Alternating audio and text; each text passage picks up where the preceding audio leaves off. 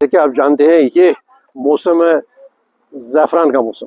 तो आप अक्टूबर के आखिरी हफ्ते में और नवंबर के पहले हफ्ते में ये सारी जो हमारा आप सारी ये यहाँ की जो एरिया है लतपुरा से और यहाँ पर चंगारा से और बाकी सारा एरिया आप जानते हैं कि सारे आवाम मशगूल होते थे चुनाई करने में जो ज़ैफ़रान के फूल होते थे। लेकिन आज आप देखते हैं कि बिल्कुल सारे खेत खाली हैं, कोई ज़ैफ़रान की आपको नज़र नहीं आएगा। दूर दूर तक कहीं ज़ैफ़रान का फूल है, वो दूर है कि आप और बात दूर है कि यहाँ जो हर तरफ एक मखमली फर्श होता था ज़ैफ़रान का।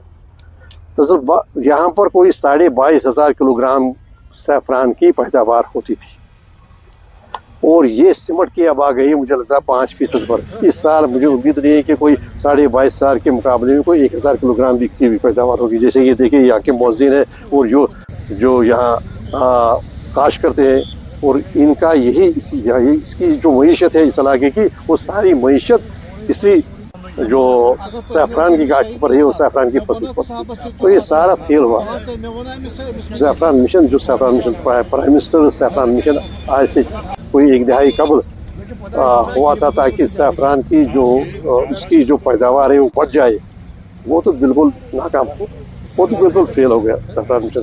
411 करोड़ रुपए का प्राइम मिनिस्टर का मिशन था ज़ैफ़रान मिशन।